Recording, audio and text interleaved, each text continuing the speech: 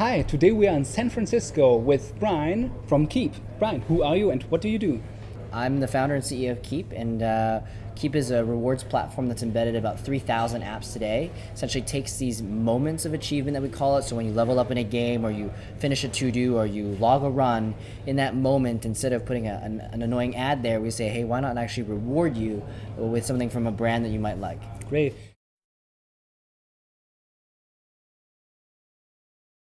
I mean, you are quite young and you started your company around about 3 years ago. Can you tell us a little bit more about the background of yourself? Yeah, so I was born and raised in Vancouver, Canada originally, and I actually moved down to San Francisco to work at a company called Dig. Dig at the time was very big. It was about the same size, if not bigger, than Reddit. But unfortunately, Dig actually ended up losing, and I actually got laid off about 6 months into the job. Now, after I got laid off was when I kind of found myself with extra time, and I was trying to come up with something to do next. And that's when I got the idea for Kiip.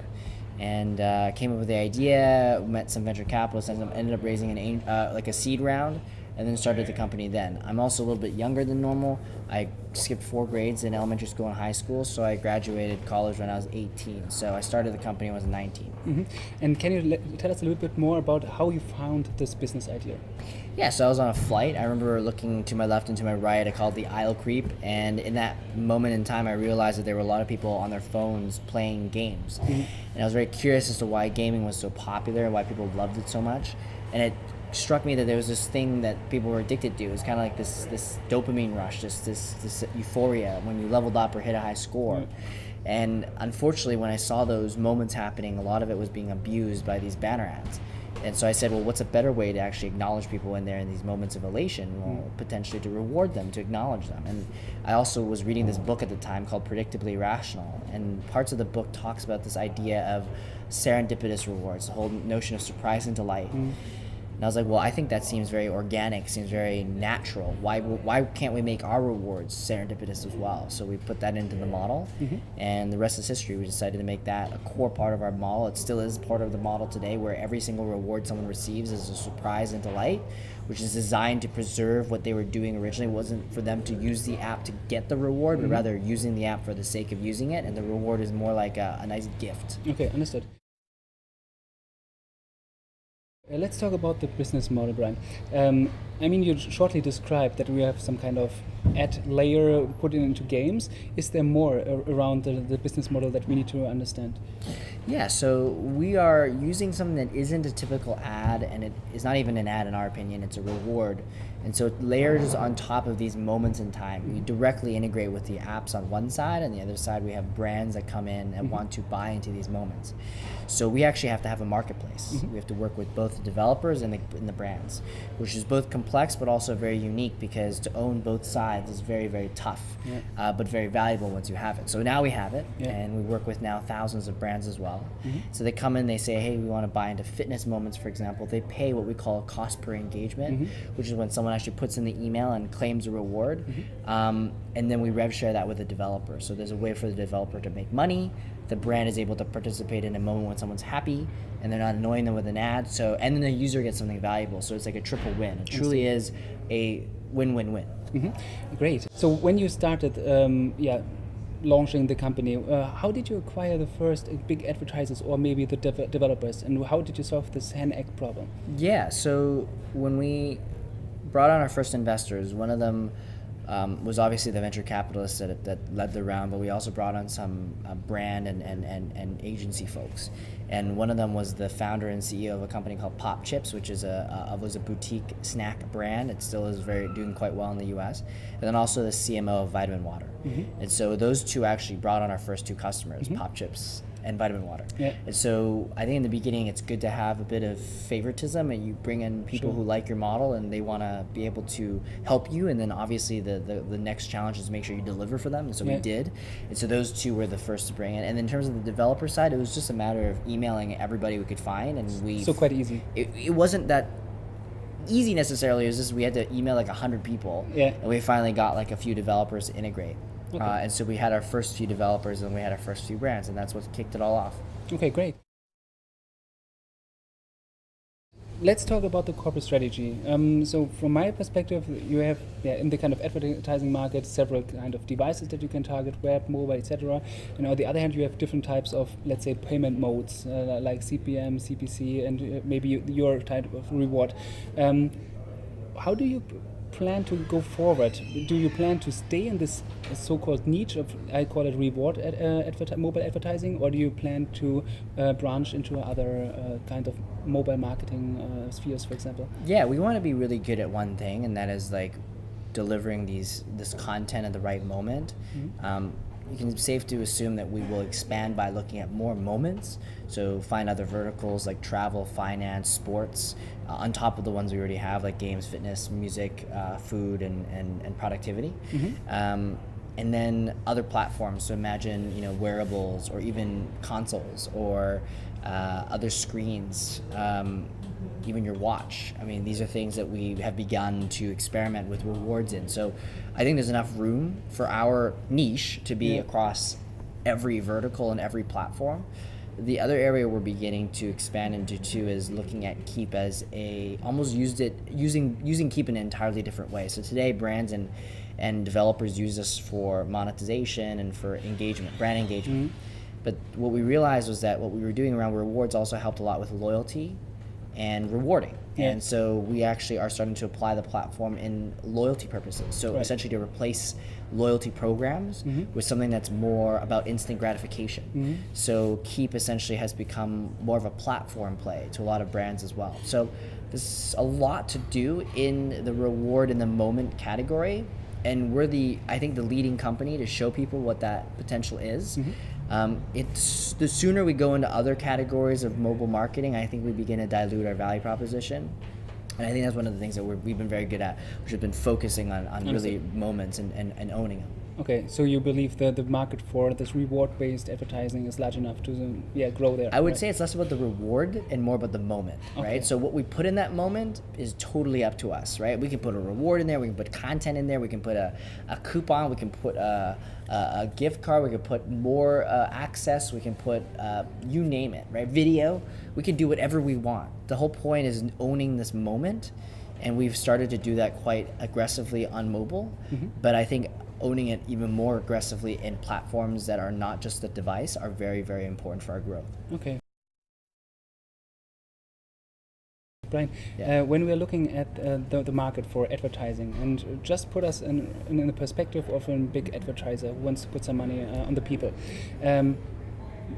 what are the main criteria for him to choose one of the specific marketing channels?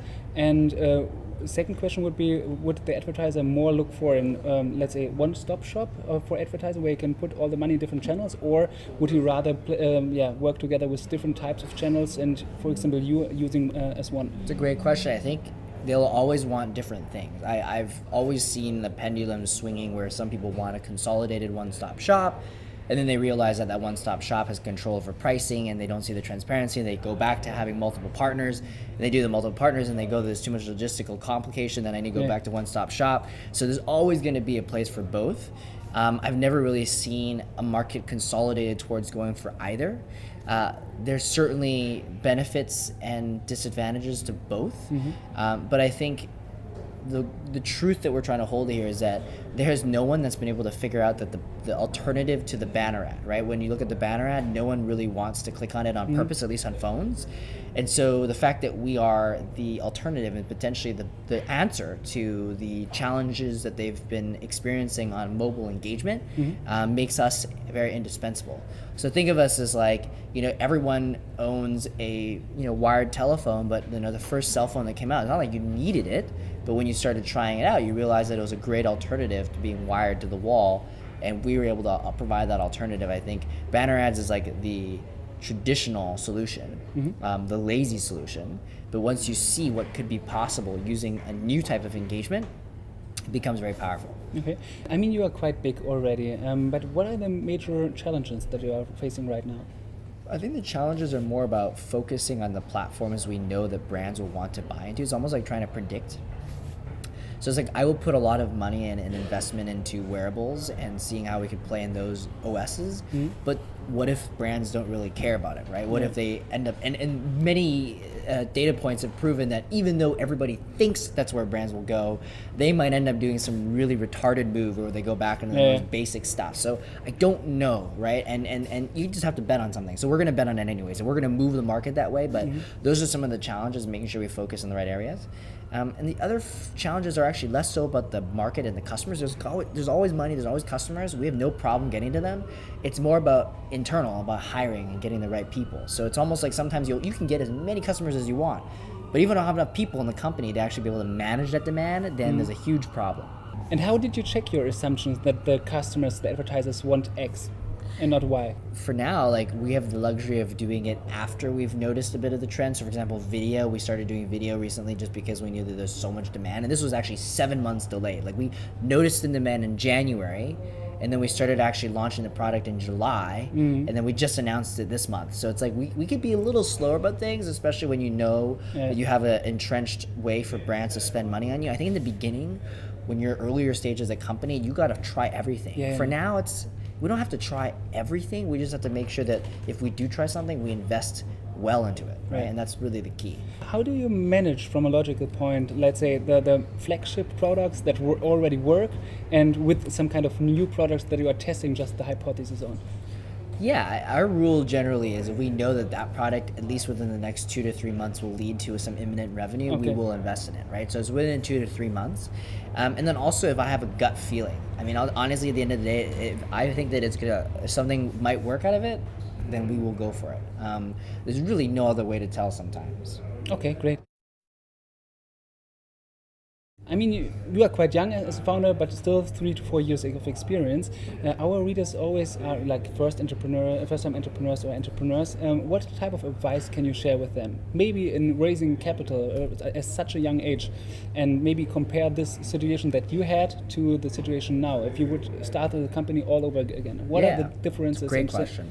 I would tell them that starting a company and then growing a company or scaling a company are two extremely different things. I would say for me, starting a company is much easier, right? Like, you have like the great idea, you can rally everyone around you, you get your first few customers, you're off to a great start. Some people, it's very hard to start. For me, it's easy, right? Scaling has been a little bit more difficult, and you're talking hiring the right people, sustaining customer growth, having the right messaging in the marketplace, dealing with competitors. Those are a lot of the challenges you face on the latter side of the growth sort of equation. So the advice I'd give, even for raising money in the beginning, it's actually not that hard, right? As long as you have a great team, it's like I'm talking amazing teams, right? Surround yourself with amazing people. Like, you're talking like PhDs, geniuses, savants, whoever you can find that you think would be perfect for solving that problem, bring them in. Once you have that team, it's really no question whether or not you can raise, right? Like, if you have the right people, raising is always like a very easy conversation to have. You might not have experience or track record, but if the people you're starting the company with does, then it's another conversation, much easier. So again, I'd say in the beginning, just having the right people is incredibly important. Also, try not to pigeonhole yourself too early on. So like, making rules, remember every decision you seem to make, it seems like you could always change it in the beginning, will affect you in year 3, year 4. You're talking things like how you decided to price things, your first price ever, right? Your first few customers and the execution do, the first exception you ever made. All those things, as much as you don't think count now, matter a lot. Like, we sit around 4 years later, we still find ourselves scratching our heads as to why we made certain decisions in year 1 and year 2, wishing that we would have made it differently, which again isn't a huge deal, but like little things like just deciding what the anchor price was will affect your revenues in the millions. You know, it's basically how, like, that's how tiny of a decision, it seems in the beginning, would be a huge impact over 3 to 4 years. Okay. If you were put in the same situation today, what would you do different when raising money? I think the markets are fundamentally different today than they were 4 years ago. If I were to attempt to start or raise money now, I think the challenge is really making sure that you cut through the clutter and the noise. There's too many people solving too many amazing problems. And today I would say, honestly, try to use the new sources of capital, whether it be angel list or all the crowdfunding guys. These are some areas that you could potentially explore to generate raise capital in a different way. I almost feel like crowdfunding is a better model for some companies that can get pre-orders and use the demand to fund the product. But there are other companies that do need traditional sources of venture capital. As sexy as venture capital might seem, there are other ways to raise money today that are actually better for you. Venture capital has its place, but only for certain profiles of companies. What other types of business models are would be AngelList, for example, applicable? I think AngelList is applicable if you're like a celebrity and people know of you and you just press a few buttons and you just raise like $300,000 in one go, which by the way is very easily done if you have done something before and you're well known in the ecosystem. If you're brand new, it is almost impossible. Like I've seen people like, hey, follow my company. I'm like, I'm not following your company. I don't even know you, right? So it's like there are things that will work on AngelList and things that won't. And then sometimes there's this pipe dream of the breakout company and you're like YC's like golden child and all of a sudden everybody's pouring money. It's just numbers wise, it just isn't going to work out for everyone. Like, out of the batch of YC companies, out of the batch of the ones that are favorite, out of the ones that end up showing traction by demo day, just those are the types of companies that will end up getting funding via that model. But I think honestly, like if you end up befriending in a good way, sort of like really accomplished entrepreneurs that have exited, that have a lot of liquid capital, in fact, the best way to raise is actually to find the exited entrepreneurs that have too much money to throw around and don't mind throwing 50K, 100K into a round. All of a sudden you have 3 of them, you have 300K. And that's more than enough to start, in my opinion, to prove out an idea. So the exited ones are the ones that will have the type of capital that can fund you in the beginning. Okay. What would be your advice on if you build the minimum viable product, what are the key variables that you should test in order to get after you're getting the 300K? It's really hard for the MVP, especially because you could test it with some customers, but sometimes your customers, they don't even know what they want. So it's always like both sides, right? You get the feedback from your customers of whether or not they want to use it, and then you find out later on that because it was so new, they didn't even know that they needed it when you first tested it with them. Okay. And then maybe later on they need it, like they need crack. I have no idea.